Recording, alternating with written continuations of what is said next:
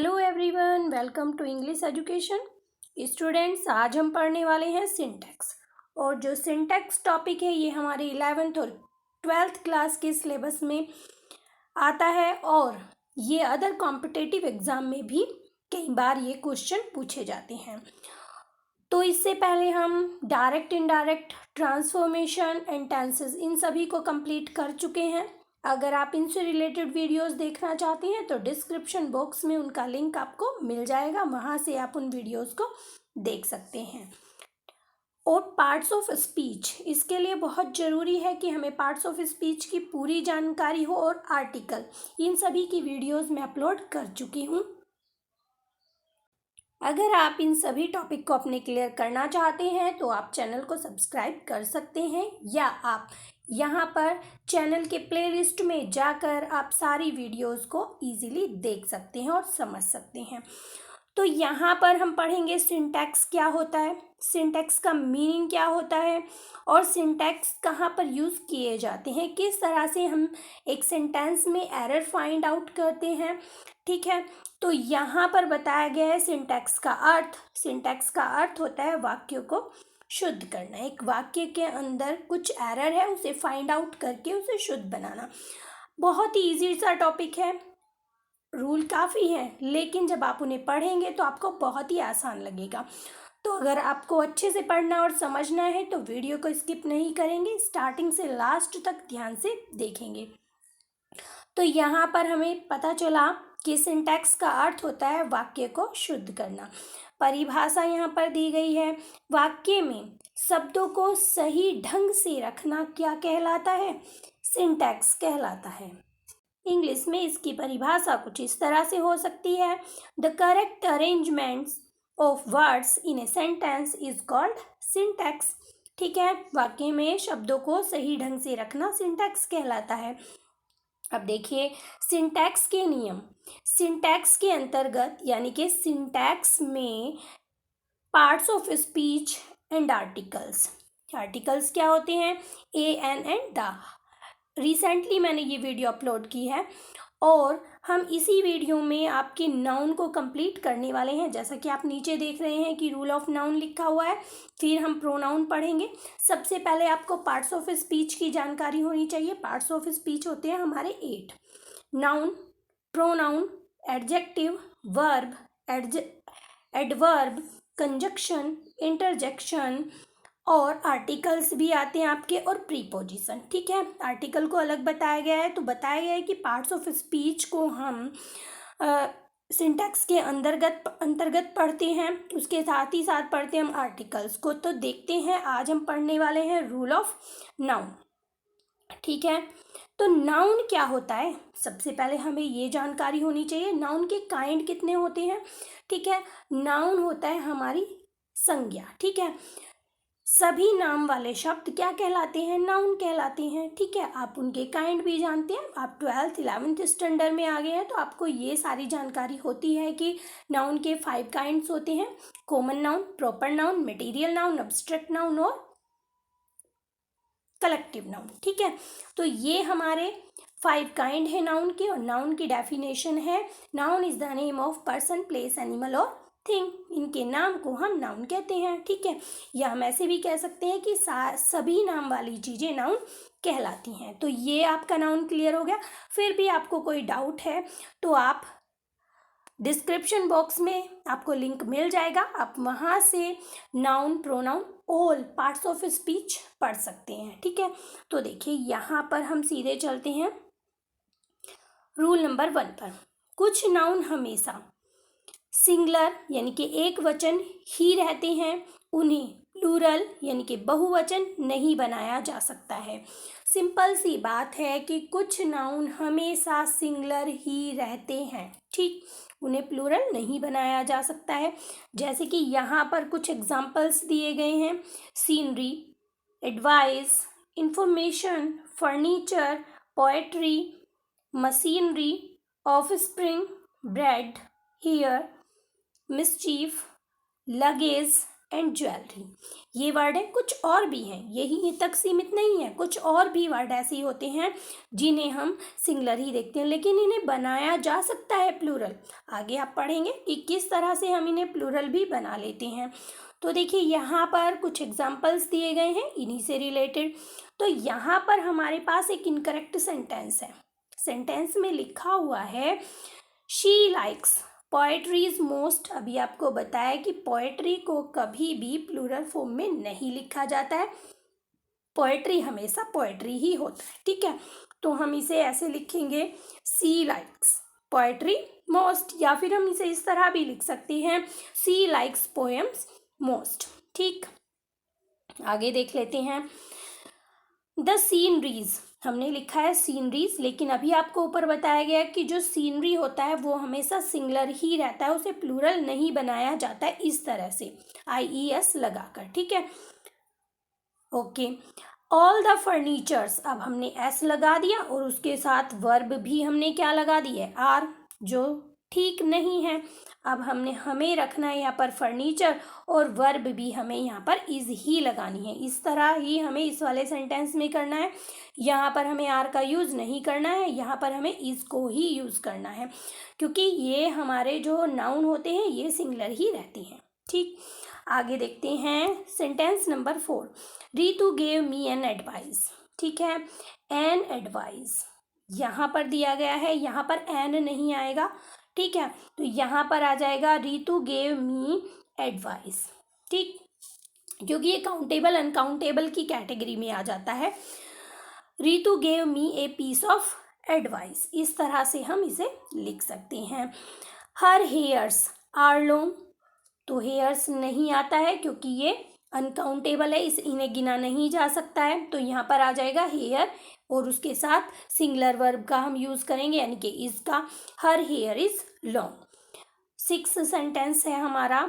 She gave me some advices, यहाँ पर S का यूज़ हम नहीं करेंगे। She gave me some piece of advice, इस तरह से हम इसे प्लूरल बना रहे हैं, ठीक है, पीस ऑफ एडवाइस यूज़ करके, जो अभी आप आगे पढ़ने वाले हैं। यहाँ पर नोट दिया गया है एक, यदि हेयर को काउंटेबल नाउन के रूप में प्रयोग किया जाए तो इसका प्लूरल बहुवचन हेयर्स हो जाता है। किस तरह से हो जाता है वो देख लेते हैं। अभी आप कहेंगे कि अभी ऊपर मना किया गया है कि हेयर्स नहीं होता है, लेकिन किस तरह से होता है देखो, यहाँ पर हमने इसके सामने लगा दिया है टू और सम, तो इस तरह से हम इन्हें काउंटेबल बना सकते हैं। जैसे कि यहाँ पर लिखा है आई सा 2 हेयर्स इन माई फूड, ठीक है। तो यहाँ पर हमने 2 लिखा है क्योंकि 2 बाल हैं, तो तब हम ऐसे सिचुएशन में इसे प्लूरल बना सकते हैं, ठीक है। Some hairs of my head are white, तो यहाँ पर कुछ की बात हो रही है, यानी कि उन्हें काउंटेबल नाउन की कैटेगरी में हम रख रहे हैं, ठीक है। आई होप आपको समझ आ रहा होगा। अगर आपको समझ आ रहा है तो ठीक है, अगर आपको कोई डाउट है तो आप कमेंट सेक्शन में लिख सकते हैं। ये वीडियो आपकी 1 शॉट होने वाली है। अगर आपको वीडियो अच्छी लग रही है तो एक लाइक ज़रूर करें। तो चलते आगे। आगे कहा गया है कि अभी मैंने ऊपर बता दिया है आपको कि ये जो ऊपर नाउन दिए गए हैं इनकी संख्या हो या प्लूरल भाव प्रकट करना हो तो निम्न शब्दों का प्रयोग करते हैं। कैसे, किन्हें बताया जा रहा है, जो मैंने अभी यहाँ पर शब्द बताए थे, इन्हीं सभी की बात की जा रही है कि किस तरह से हम इन्हें यूज़ करते हैं जब हम इन्हें प्लूरल बनाते हैं, ठीक है। देखिए, पीस ऑफ एडवाइस आ जाएगा। ऊपर मैंने कहा कि इसे हम सिंगुलर फॉर्म में ही यूज़ करते हैं, लेकिन जब हमें ऐसा लगे कि हमें इसे प्लूरल बनाना है तो हम कर देते हैं pieces of advice. Pieces of information, articles of furnitures, items of news, loaves of bread, act of mischief, acts, ठीक है, acts of mischief, articles of jewellery. तो इस तरह से हम इन्हें यूज़ करते हैं। आगे देखिए, एक वचन में ये जो हमने बताया ए लोफ ऑफ ब्रेड, इसे हम करते हैं लोफ ऑफ ब्रेड, ये एक वचन में यूज़ होता है। ए पीस ऑफ एडवाइस, ऊपर हमने लिखा है pieces of advice. 2 articles of furniture, देख लिए यहाँ पर हमने टू आर्टिकल ऑफ फर्नीचर, ये एक वचन में यूज होता है, ठीक है। Two loaves of bread, some pieces of advice. तो यहाँ पर हमने देखा कि इन वर्ड्स को हम कैसे सिंगुलर फॉर्म में यूज़ करते हैं और कैसे हम प्लूरल फॉर्म में यूज़ इन्हें करते हैं।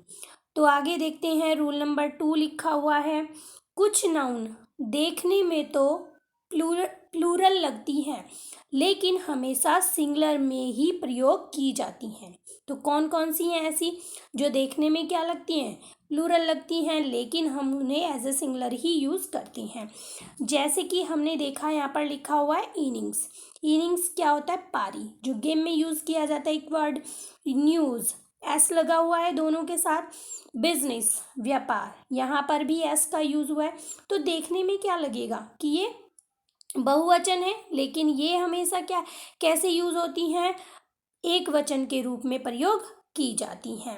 वेजेस, मीन्स, यहाँ पर कुछ और वर्ड दिए गए हैं, ये भी हम सिंगुलर फॉर्म में यूज़ करते हैं, भले ही उनके साथ हम एस लगाते हैं। तो ये सेंटेंसेस हमारे करेक्ट हैं। हम यहाँ पर देख रहे हैं, last innings is over, S लगा हुआ है, लेकिन हम यहाँ पर सिंगुलर वर्ब यूज़ कर रहे हैं। आगे है, the wages of sin is death, ठीक है। वेजेस मीन्स होता है कमाई, ओके, या सजा भी कह सकते हैं, ठीक।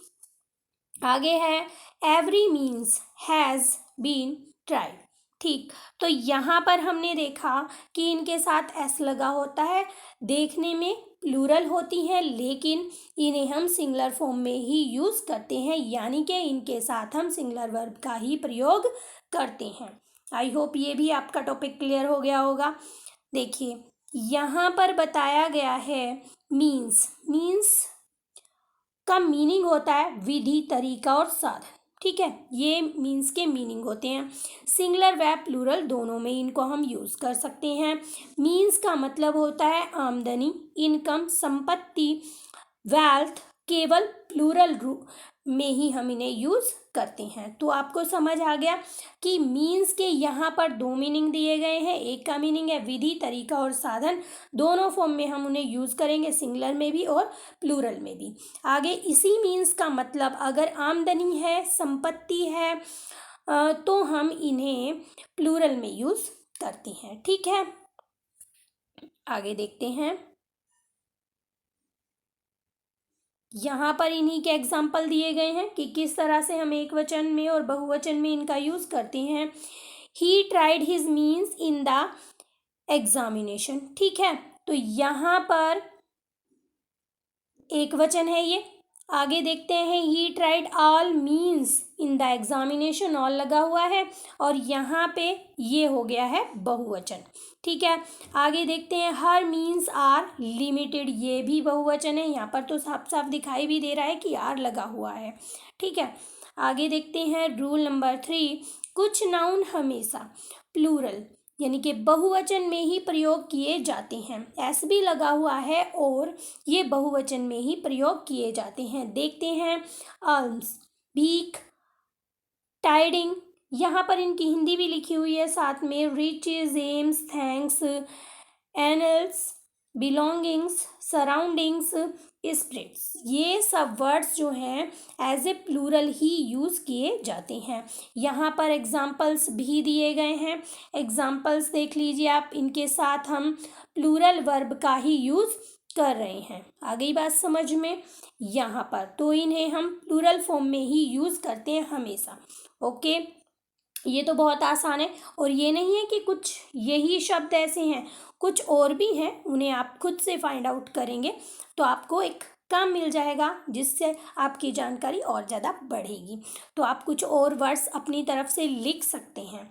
आगे देखिए, ऐसे यंत्र या वस्त्र जिनके दो बराबर भाग होते हैं ना, ऐसे कुछ यंत्र या वस्त्र मीन्स कपड़े, cloth.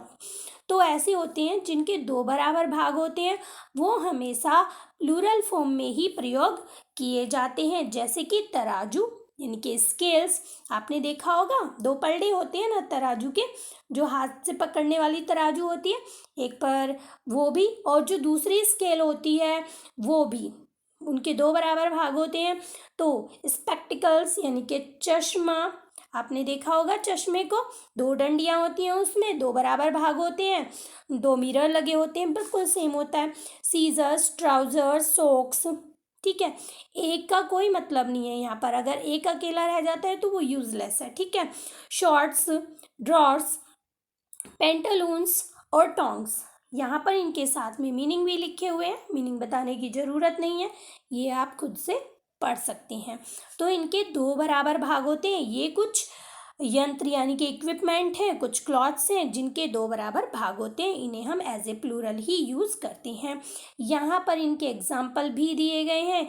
Your trousers are very dirty, तो यहाँ पर भले ही एक ट्राउज़र के बारे में बात की जा रही हो, लेकिन उसके दो बराबर भाग हैं, इसलिए उसके साथ हम प्लूरल वर्ब का यूज़ करते हैं। Okay, clear. Her spectacles are blacks, ठीक है, तो यहाँ पर भी हम प्लूरल वर्ब का यूज़ कर रहे हैं। आगे देखते हैं नोट।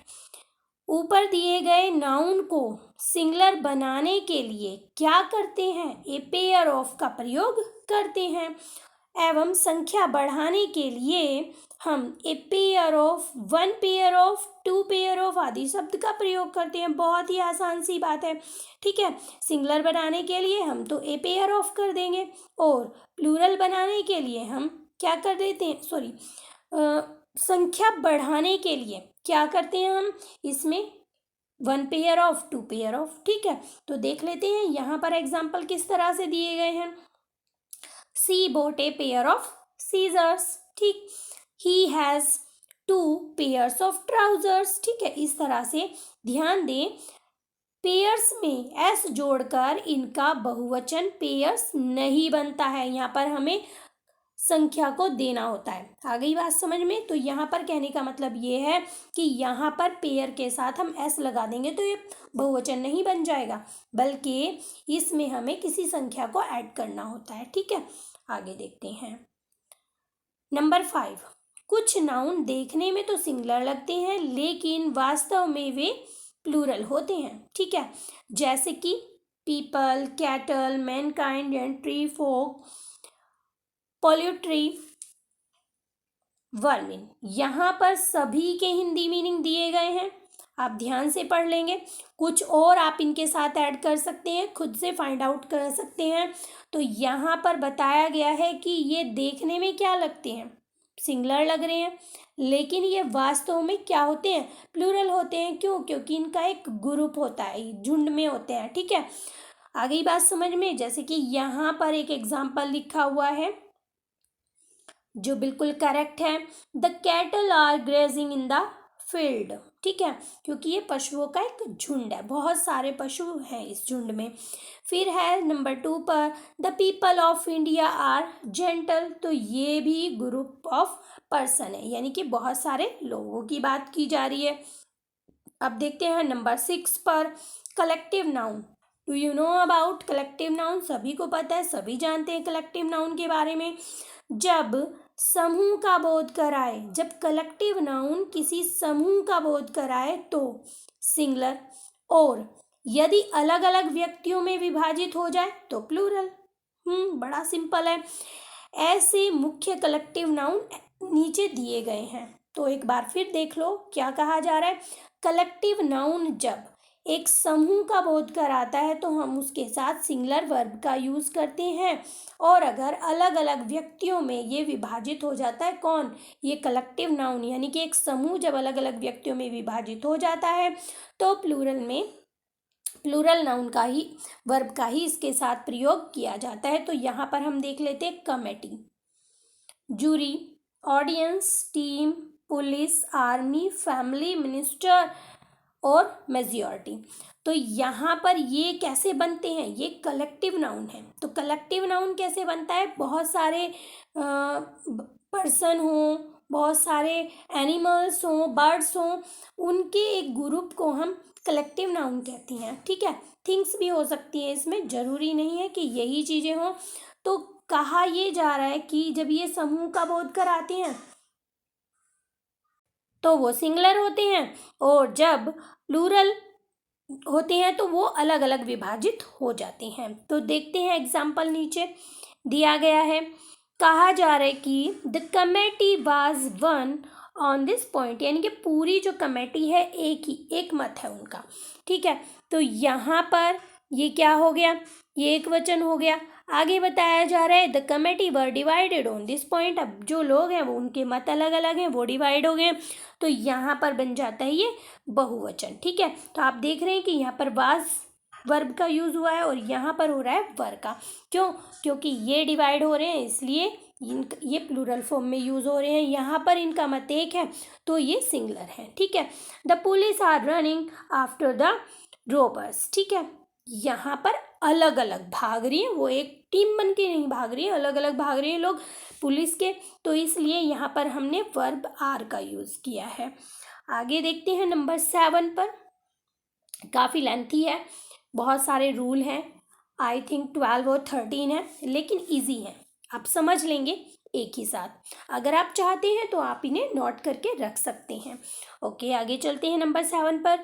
कुछ शब्द जैसे कि डजन, 100, 1000, स्कोर मीन्स होता है कोड़ी। ठीक है, ये अर्थ में प्लूरल होते हैं, लेकिन यदि इनसे पहले कोई संख्या दे दी जाए, संख्या कैसी हो, निश्चित हो, तो एस नहीं लगाते हैं, जैसे कि 2 डजन बनाना। ठीक है, तो देखिए यहाँ पर बहुत ही आसान सी बात कही गई है। कहा गया है कि अगर निश्चित संख्या दी गई है तो यहाँ पर हम एस का यूज नहीं करेंगे। ठीक है, अगर कोई निश्चित संख्या नहीं है तो हम एस का यूज कर सकते हैं। देखिए, यदि इनसे पहले कोई संख्या न दी जाए तो एस लगा देते हैं, क्या बना देते हैं, डोजन ऑफ पेन्स। ठीक, ये सेंटेंस यहाँ पर दिए गए हैं, आई हैव 2 डोजन पेन्स। ठीक है, यहाँ पर क्या है लिखा हुआ, डोजन, निश्चित संख्या दे दी गई है तो हमने डोजन के साथ एस नहीं लगाया है, यहाँ पर हम एस का यूज़ करेंगे, लेकिन इसके साथ हम एस का यूज़ नहीं करेंगे। आगे बताया गया है, ये भी आपका सेंटेंस एकदम करेक्ट है, Kumar eight dozens of apples. तो यहाँ पर आपने देखा कि एस लगा हुआ है, क्यों लगा हुआ है, क्योंकि इसके सामने कोई निश्चित संख्या नहीं दी गई है। नंबर 8 पर आ जाते हैं। जब कोई नाउन किसी शब्द के साथ मिलकर, जब कोई नाउन किसी शब्द के साथ मिलकर कंपाउंड वर्ड बनाए और एडजेक्टिव का काम करे तो हमेशा सिंगुलर फॉर्म में ही होगा। ठीक है, 2 कंडीशन यहाँ पर दी गई हैं, कंपाउंड वर्ड बनाए और एडजेक्टिव का काम करे तो हमेशा हम सिंगुलर फॉर्म में ही से यूज़ करते हैं, चाहे उससे पहले प्लूरल नंबर हो या ना हो, कोई फर्क नहीं पड़ता है। ठीक है, देखिए किस तरह से, यहाँ पर हम डिफरेंस को जान लेते हैं। 2 रुपी नोट।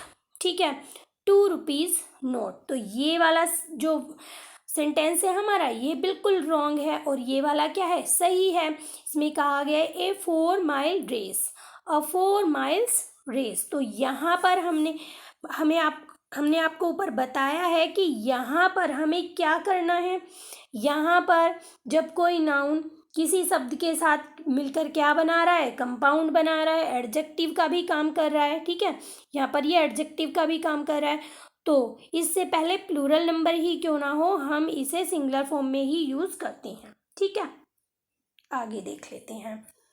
यहाँ पर 2 एग्जाम्पल इसके लिए दिए गए हैं। सी लॉस्ट ए 10 रुपी नोट। ठीक है, आगे लिखा गया है, क्योंकि ये जो है प्लूरल, ये जो वर्ड है ये एडजेक्टिव का काम यहाँ पर कर रहा है। A 5 man delegation is going to America. ठीक है, तो यहाँ पर 5 मैन डेलीगेशन, यहाँ पर देखिए यहाँ पर एडजेक्टिव वर्ड है ये, और इसको हम प्लूरल फॉर्म में यूज नहीं करेंगे, इसे हम सिंगुलर फॉर्म में ही यूज करेंगे, भले ही इसके सामने 5 वर्ड यूज हुआ है, कोई फर्क नहीं पड़ता है यहाँ पर। ठीक है, यदि इसका प्लूरल बनाना पड़े तो वर्ड में ही एस लगा देते हैं। देखिए किस तरह लगा देते हैं, आई हैव 2 5 रुपीज़ नोट। अब यहाँ पर बताया गया है 5 के 2 नोट हैं। आ गई बात समझ में, आसान सी बात है। तो आई हैव 2 ₹5 नोट। ये हमारा सेंटेंस क्या है, करेक्ट हो गया है, और ये क्या हो गया है, इनकरेक्ट हो गया है। क्यों? क्योंकि ऊपर अभी आपको एक कंडीशन दी गई थी, देखा था आपने। यहाँ पर इस वाले रूल को आप थोड़ा ध्यान से पढ़ लेंगे, इसमें थोड़े कंफ्यूज आप हो सकते हैं, तो बहुत ही ध्यान से पढ़ें। इसमें कहा गया है कि यदि आपको इसका प्लूरल बनाना पड़े, कोई सिचुएशन होती है कि इसका प्लूरल बनाना है, कहाँ पढ़ रही आ रही है सिचुएशन, वो कह रहा है कि 2 नोट है मेरे पास 5-5 के, तो हम यहाँ पर जो है एस का यूज़ नहीं करेंगे। कहाँ पर हम एस का यूज़ करेंगे, यहाँ पर एस का हम यूज़ करेंगे, ऊपर वाले सेंटेंस में नहीं करेंगे। तो ये वाला सेंटेंस हो जाएगा हमारा इनकरेक्ट और ये वाला हो जाएगा करेक्ट। आगे देखते हैं, नंबर 9 पर कहा गया है नाप तोल मात्रा या दूरी दिखाने के लिए। सभी जानते हैं नाप तोल क्या होता है, मात्रा दूरी क्या होता है, डिस्टेंस, क्वांटिटी, नाप तोल, ठीक है। तो इसे दिखाने के लिए प्लूरल नाउन आया हो तो वर्ब सिंगुलर होगी। भले ही हमारे पास नाउन प्लूरल है लेकिन वर्ब कैसी होगी, सिंगुलर होगी। ये रूल बस इसी तरह याद कर लें कि नाप तोल मात्रा दूरी दिखाने के लिए भले ही प्लूरल नाउन आया हो लेकिन हमें वर्ब जो है वो बिल्कुल सिंगुलर ही लगानी है। देखिए सेंटेंस यहाँ पर दिए गए हैं 4, किस तरह से 5 miles is not a long distance. हालांकि यहाँ पर एस लगा हुआ है लेकिन हमने सेंटेंस में वर्ब इज लिखा है, आर नहीं, ठीक है। 50 rupees is a big sum to me, ठीक, यहाँ पर भी हम सिंगुलर वर्ब का ही यूज़ कर रहे हैं। क्यों? क्योंकि यहाँ पर बताया गया नाप तोल मात्रा दूरी दिखाने के लिए, ठीक है, क्योंकि यहाँ पर सम बताया गया है। ओके, आगे बताया जा रहा है कि 3 tons of rice is enough for me, तो यहाँ पर नाप तोल की बात हो रही है, ठीक है, टन की बात हो रही है, तो इसलिए यहाँ पर हम सिंगुलर, हालांकि 3 टन्स है लेकिन हम सिंगुलर वर्ब का ही यूज़ यहाँ पर कर रहे हैं। आगे वाला सेंटेंस देखते हैं, 5 लीटर्स ऑफ मिल्क, यहाँ पर मात्रा की बात की जा रही है, नाप तोल की बात की जा रही है। Litres of milk is enough for her. Okay, clear हो गया होगा, ये तो बहुत ही सिंपल है।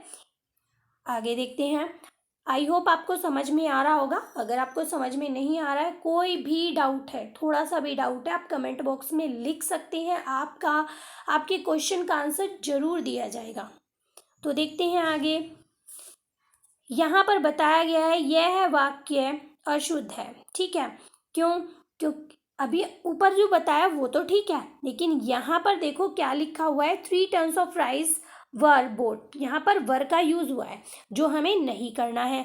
हमें बताया गया है कि कोई भी डिजिट लिखी हो, कोई भी निश्चित नंबर लिखा हो, अनिश्चित हो, कुछ भी हो, लेकिन जहाँ नाप तोल दूरी और मात्रा की बात आ जाती है वहाँ पर हम सिंगुलर वर्ब का ही यूज़ करेंगे। ओके, तो यहाँ पर बताया गया है कि यहाँ पर क्रिया जो है वाज आएगी।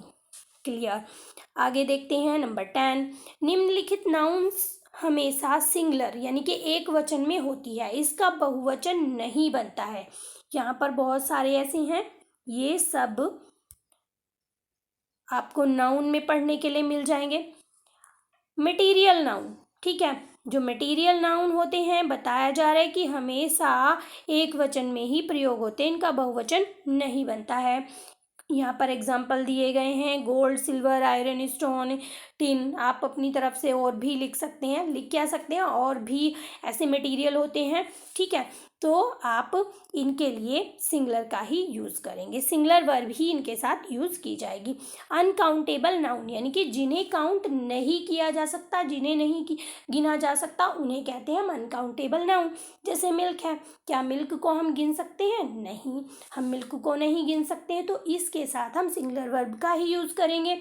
ऑयल है, ऑयल को भी हम काउंट नहीं कर सकते, नाप सकते हैं, तोल सकते हैं उसको, लेकिन हम यहाँ पर इसे काउंट नहीं कर सकते, तो इसलिए हम इसके साथ भी सिंगुलर वर्ब ही यूज़ करेंगे। राइस है, व्हीट है, तो इनको तोल सकते हैं, इनको गिन नहीं सकते, तो जिन्हें हम गिन नहीं सकते वो होते हैं अनकाउंटेबल नाउन, तो इनके साथ हम सिंगुलर वर्ब का यूज़ करते हैं।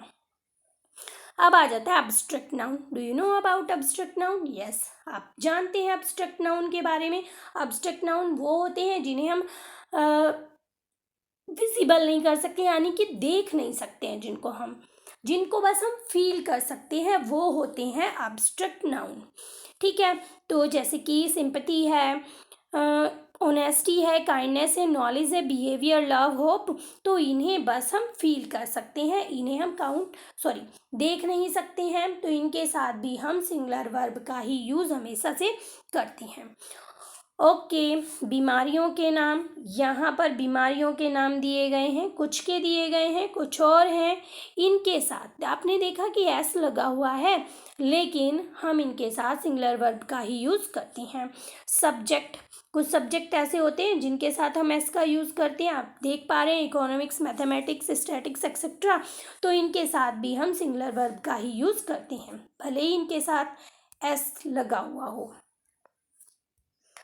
आगे देखते हैं, यहाँ पर कुछ गेम्स के नाम दिए गए हैं, कुछ किताबें, अखबार और देश के नाम दिए गए हैं, जो किससे, जिनका एंड होता है, जिनके लास्ट में जो है एस लगा होता है। आप देख पा रहे हैं, Gulliver's travels, Arabian nights, Times of India, Hindustan Times, S लगा हुआ है इनके साथ, the United States of America etcetera.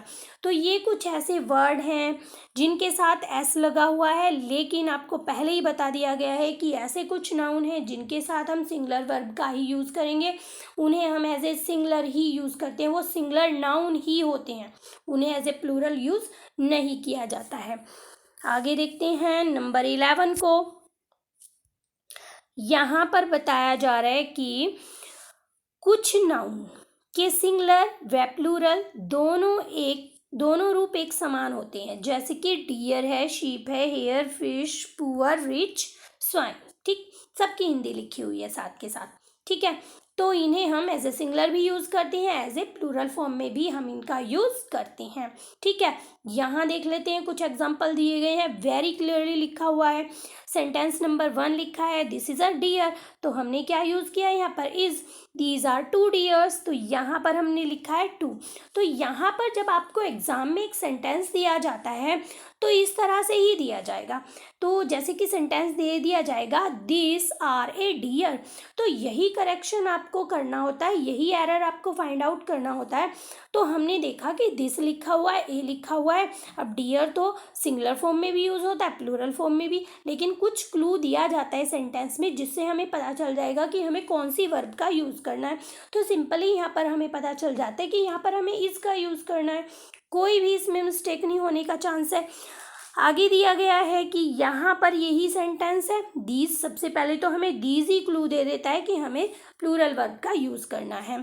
आगे दिया गया है 2 डियर्स, 2 दिया गया है, उससे भी हमें क्लू मिल जाता है कि हमें वर्ब जो है प्लूरल ही यूज़ करनी है। ठीक है, तो यहाँ पर हम आर का यूज़ कर रहे हैं।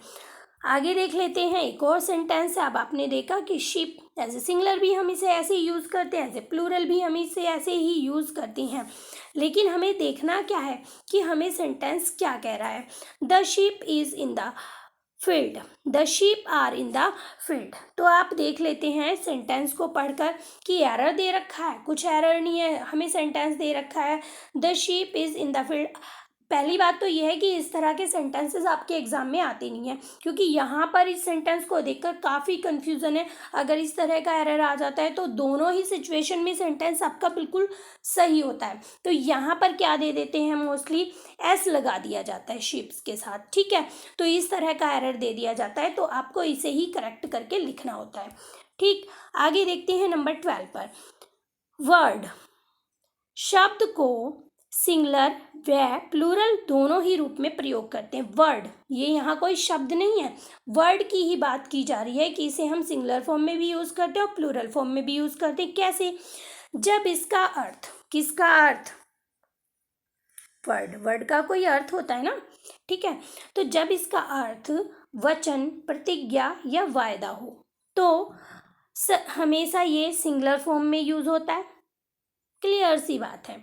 कब, जब इसका अर्थ हो वचन। अर्थ हमें कैसे पता चलेगा, सेंटेंस को पढ़ने से हमें अर्थ का पता चलता है कि क्या यहाँ पर कहा जा रहा है, तो हम इसे सिंगुलर फॉर्म में यूज़ करते हैं। जब इसका अर्थ, ठीक है, शब्द हो, यानी कि वर्ड का मतलब क्या होता है, शब्द, जब इसका अर्थ शब्द हो तो यह है सिंगुलर व प्लूरल दोनों रूप में यूज होता है। ठीक है, पढ़ते हैं कैसे। Edison kept his word. ठीक है, एडिसन ने अपना वचन निभाया, हिंदी दी गई है साथ में ही। तो यहाँ पर हमने वर्ड्स नहीं लिखा है, क्या लिखा है, वर्ड। क्यों? क्योंकि यहाँ पर इसकी हिंदी है वचन। ठीक है, सी स्पोक मैनी इविल वर्ड्स, तो यहाँ पर शब्द है, इस वर्ड का मीनिंग क्या है, शब्द है। तो यहाँ पर हम इसके साथ एस लगा रहे हैं। ठीक है, this is an English word, यह अंग्रेजी का शब्द है। तो यहाँ पर अगर आते दीज आर, ठीक है, इंग्लिश वर्ड्स, फिर हम वर्ड्स लगा देते, लेकिन यहाँ पर लिखा हुआ है साफ साफ this is an English word, यह अंग्रेजी का शब्द है। तो हम इसे प्लूरल फॉर्म में भी यूज कर सकते हैं और सिंगुलर में भी। अगर हम दिस इज लगा रहे हैं तो हम वर्ड लिखेंगे, और अगर हम दीज आर लगा रहे हैं तो हम यहाँ पर वर्ड्स लिख देते हैं। Very simple. आगे देखते हैं, अभिवादन के लिए रिगार्ड्स या कॉम्प्लीमेंट का प्रयोग करते हैं। ठीक है, देखिए यहाँ पर एग्जाम्पल दिया है, convey my best regards to uncle. ठीक है, तो यहाँ पर हम एस लगाते हैं, यहाँ पर भी हम एस ही लगाते हैं। यहाँ पर बताने की कोशिश ये की जा रही है। ठीक है, चलते हैं आगे। अपोस्ट्रॉफी, अपोस्ट्रॉफी का यूज बहुत बार एग्जाम्स में आता है, 11th-12th में भी आता है, एंड अदर कॉम्पिटेटिव एग्जाम में भी इसका बहुत ज़्यादा यूज़ किया जाता है। तो यहाँ पर इसको हम थोड़ा ध्यान से पढ़ेंगे। अपोस्ट्रॉफी व एस, अर्थात अपोस्ट्रॉफी एस का प्रयोग अधिकार प्रकट करने के लिए निम्न दशाओं में किया जाता है। अब हमें अपोस्ट्रॉफी एस का मीनिंग पता चल गया है, अधिकार। हिंदी में इसे का, की, के भी कह सकते हैं। अभी हम एग्जाम्पल देखेंगे तो हमें पता चल जाएगा। जीवित प्राणियों के नाम के साथ इसका यूज किया जाता है। देखिए हमने लिखा अनिल्स वाइफ, अनिल की पत्नी। तो यहाँ पर जो अपोस्ट्रॉफी एस है उसका क्या मीनिंग है, की। तो यहाँ पे अधिकार। ठीक है, बॉयज पेन, लड़के का पेन। गर्ल्स आईज, लड़की की आंखें। किड्स पोयम, तो यहाँ पर भी इसका मीनिंग की आ रहा है। ठीक है, तो आप देख रहे हैं कि यहाँ पर पहले से ही एस लगा हुआ था, तो हम अपोस्ट्रॉफी का यूज लास्ट में करते हैं। अब यहाँ पर भी यही कंडीशन है, यहाँ पर भी कंडीशन क्या है, यहाँ पर लिखा हुआ है बॉय, एस लगा हुआ है, तो यहाँ पर हम अपोस्ट्रॉफी का यूज करते हैं। आई होप आपको समझ में आ रहा होगा। आगे देखते हैं, यही सिचुएशन यहाँ पर है लड़कियों, यानी कि एस जिन नाउन में पहले से ही लगा होगा उनके बाद में हम अपोस्ट्रॉफी मार्क का यूज करेंगे। ठीक है, अब एस तो पहले से ही लगा हुआ है, अपोस्ट्रॉफी लगा देंगे वहाँ पर। और जो हमारे नाउन सिंगुलर होंगे, ये प्लूरल है, अपोस्ट्रॉफी पहले ही लगा हुआ है, एस पहले ही लगा हुआ है, तो अपोस्ट्रॉफी को उसके बाद लगा देंगे। लेकिन यहाँ पर नहीं है, ये भी प्लूरल है, लेकिन आप देख रहे हैं कि यहाँ पर एस नहीं लगा हुआ है, तो एस को हम उसके बाद लगा देते हैं। ओके, क्लियर हो गया होगा। यहाँ पर भी यही बात बताई जा रही है, जब प्लूरल नाउन के अंत में एस लगा हो तो ये जो कोमा है यानी कि अपोस्ट्रॉफी है, इसको एस के बाद लगाते हैं, जैसा कि आपने ऊपर के सेंटेंसेस में देख लिया है। जब प्लूरल नाउन के अंत में एस नहीं लगा होता है तो अपोस्ट्रॉफी लगाकर तब एस लगाते हैं, जैसे कि लिखा है मेंस और चिल्ड्रंस। ओके, तो सबसे पहले हमने अपोस्ट्रॉफी लगाया, उसके बाद एस लिखा है। ठीक है, जहाँ पर एस नहीं लगा होता है। अब देखते हैं, हमारा इनकरेक्ट सेंटेंस है ये, क्योंकि आपको बताया कि जो लिविंग है उनके साथ हम अपोस्ट्रॉफी एस का यूज़ करते हैं, ऑफ का यूज़ नहीं करते हैं का, की, के लिए। ठीक है, क्योंकि ऑफ का मीनिंग भी का, की, के ही होता है, अधिकार शो करता है वो भी। लेकिन अगर आपका जो नाउन है वो लिविंग है तो हम अपोस्ट्रॉफी एस का यूज़ करते हैं। तो यहाँ पर सेंटेंस दिया गया है, the eyes of Ritu are blue. ठीक है, तो इस सेंटेंस को हम ऐसे नहीं लिखेंगे, ये सेंटेंस हमारा गलत हो जाएगा। हम लिखेंगे Ritu's eyes are blue.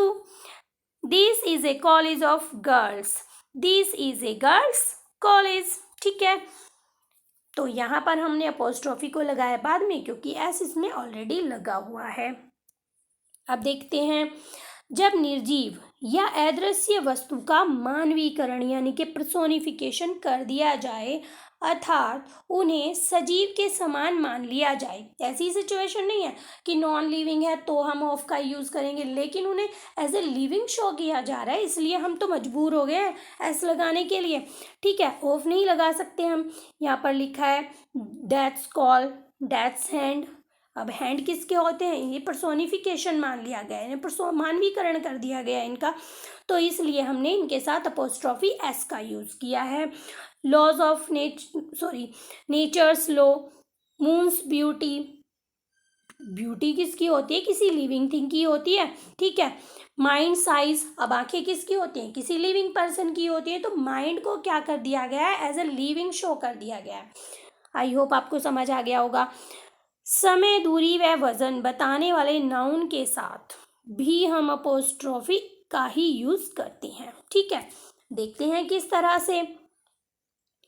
A days मार्च, ठीक है, 1 डेज लीव, 3 डेज लीव, ए पाउंड वेट, ए मीटर्स लेंथ। ठीक है, तो ये क्या बता रहे हैं? हमें समय बता रहे हैं, दूरी बता रहे हैं, वजन बता रहे हैं, इसलिए यहाँ पर भी हम अपोस्ट्रॉफी एस का ही यूज करते हैं। ठीक है, कुछ फ्रेजेस के साथ, जैसे कि at fingers end, at arms length, at wits end, at mercy sick. ठीक है, तो ऐसी फ्रेजेस भी हैं जिनके साथ हम अपोस्ट्रॉफी एस का यूज करते हैं। ठीक, जब दो नाउन एक दूसरे के केस में अब अपोजिशन में हो, ठीक है, तो हम अपोस्ट्रॉफी एस केवल बाद वाले नाउन के साथ में लगाते हैं। ठीक, अब दो देख रहे हैं हम यहाँ पर नाउन। सेंटेंस लिखा है this is my friend Rita's car. ठीक है, this is my friend Rita's car. अब इसमें बताया कि बाद वाले नाउन के साथ हम अपोस्ट्रॉफी एस लगाते हैं, तो यही हमने यहाँ पर किया है। आगे देखते हैं कुछ और सेंटेंसेस। यदि किसी वस्तु पर दो व्यक्तियों का समान अधिकार हो तो अपोस्ट्रॉफी एस केवल बाद वाले व्यक्ति के साथ ही लगाते हैं। सिंपल सी बात है, दोनों में ही कहा गया है कि बाद वाले व्यक्ति के साथ हम अपोस्ट्रॉफी लगाएंगे, बाद वाले व्यक्ति के साथ हम अपोस्ट्रॉफी लगाएंगे। बहुत सिंपल है। ठीक है, ये क्लू आपके पास रहेगा कि हमें सोचना नहीं है, बाद वाले व्यक्ति के साथ ही हमें अपोस्ट्रॉफी लगाना है अगर हमें दो पर्सन यानी कि दो नाउन दिख जाते हैं। देखते हैं किस तरह से। अब यहाँ पर सेंटेंस दिया गया है Alka's and Kavita's college is large. अब कॉलेज तो एक है, क्यों? क्योंकि इज लगा हुआ है। ठीक है, अब हमारे पास नाउन दो हैं। ठीक, कौन कौन है? एक अलका है और एक कविता है। अब ये कहता है कि बाद वाले नाउन के साथ हम अपोस्ट्रॉफी लगाएंगे, तो हम तो ऐसा ही करेंगे। Alka and Kavita's college is very large. ठीक है, क्योंकि अलका और कविता दोनों का कॉलेज एक ही है और दोनों का अधिकार एक समान है, तो हम बाद वाले नाउन के साथ अपोस्ट्रॉफी लगा रहे हैं। अब आगे देखते हैं।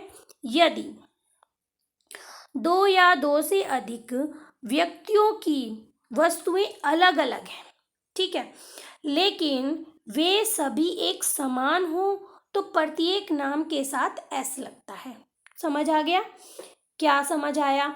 यदि दो या दो से अधिक व्यक्तियों की वस्तुएं अलग अलग हों। अब हमें कैसे पता चल रहा है कि ये अलग अलग हैं? क्योंकि यहाँ पर आर लगा हुआ है कॉलेज के बाद, तो हमें पता चल जाता है कि दोनों के कॉलेज अलग अलग हैं। ठीक है, दो कॉलेज हैं और दो ही हमारे पास पर्सन है। कौन कौन है? एक अलका है, एक कविता है। तो Alka's and Kavita's college are large, यानी कि दोनों के ही कॉलेज बड़े हैं। ठीक, आगे देखते हैं। देखिए, किसी वाक्य में एस को लगातार 2 बार नहीं लिखते हैं। पहले नाउन के बाद हम ऑफ तथा बाद वाले नाउन के साथ हम एस लिखते हैं। तो देखिए कैसे लिखते हैं। ये हमारा इनकरेक्ट सेंटेंस है। सेंटेंस फर्स्ट है पूजा सिस्टर्स फोन इज न्यू। ठीक है, तो हमें बताया गया है कि पहले के बाद तो हम नाउन लगाएंगे और दूसरे के बाद हम एस लगाएंगे, ठीक है। तो क्या हो जाएगा, द फोन को उठाकर हम पहले ले आएंगे, the phone of Puja sister is new, ठीक है। इस तरह से हम सेंटेंस को बना देते हैं। समझ आ गया क्या कहने की कोशिश की जा रही है? देखिए यहाँ पर जो सेंटेंस है, सेंटेंस की सेंस किस तरह से बन रही है, पूजा सिस्टर्स फोन इज न्यू। तो पूजा की बहन, इस सेंटेंस को हम इन दोनों वर्ड को एक साथ कंबाइन कर लेंगे तो पूजा सिस्टर हो गया, ठीक है। तो यहाँ पर तो हमें ऑफ की ज़रूरत ही नहीं पड़ रही है, क्योंकि यहाँ पर हमें इन दोनों का एक साथ कंबाइन हम कर रहे हैं। अब यहाँ पर हमें ज़रूरत पड़ेगी क्योंकि हम फ़ोन को लेकर आ रहे हैं स्टार्टिंग में, the phone of Puja sister is new. तो इस तरह हमारा सेंटेंस बन जाएगा। आगे वाला सेंटेंस देखते हैं जो इनकरेक्ट है, Ritu's father's friend has died, ठीक है। तो किसके, the friend of Ritu's father has died. तो बाद वाले के साथ क्या लगा रहे हैं हम, एस लगा रहे हैं, और शुरू में लगा रहे हैं हम ऑफ, ठीक है। तो इस तरह से हम इन्हें यूज़ करते हैं। आगे बताया गया कि निर्जीव वस्तुओं के नाम के साथ एस नहीं लगता है, ठीक। जो निर्जीव वस्तुएं हैं वहाँ पर हम अपोस्ट्रोफी एस का यूज़ नहीं करते हैं, वहाँ पर हम ऑफ का यूज़ करते हैं, सिंपल सी बात है। तो this pen's cap is broken. तो पेन क्या है, नॉन लिविंग है, यानी कि निर्जीव है। तो सेंटेंस बन जाएगा हमारा, the cap of this pen is broken. My bike's front wheel is old, the front wheel of my bike is old, ठीक है। ये सेंटेंस आपका हो जाएगा। अब आगे दिया गया है कि यहाँ पर हमारे पास बहुत सारे सेंटेंस हैं, ठीक। तो इन्हें ध्यान से पढ़िए, इनमें क्या गलतियाँ हैं, इनके कारण को जानिए। जितने भी आप एग्जाम्पल्स पढ़ेंगे उन एग्जाम्पल को पढ़ने से आपको बहुत सारी नॉलेज मिलेंगी, ठीक है।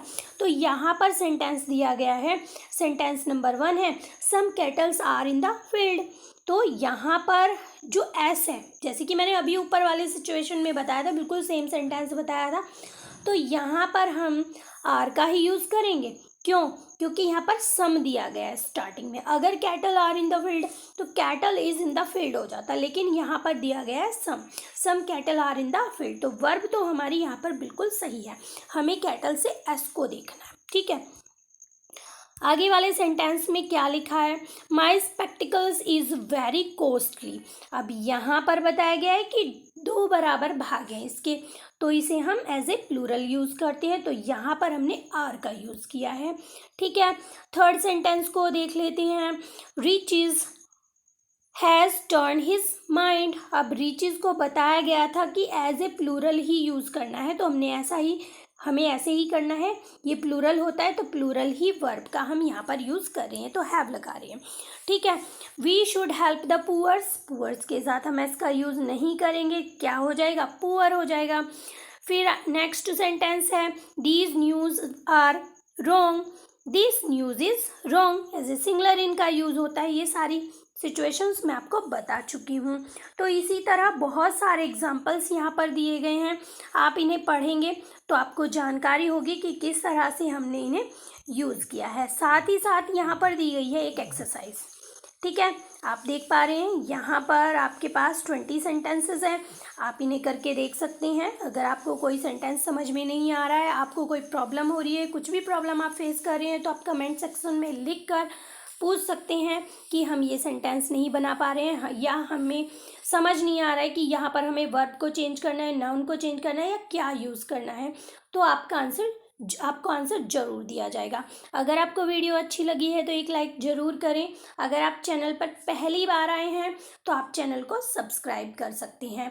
और हाँ, जैसा कि मैंने आपको बताया था, सिंटैक्स को पढ़ने से पहले हमें बहुत सारी चीज़ों की जानकारी होनी बहुत ज़रूरी है, जैसे कि parts of speech and articles.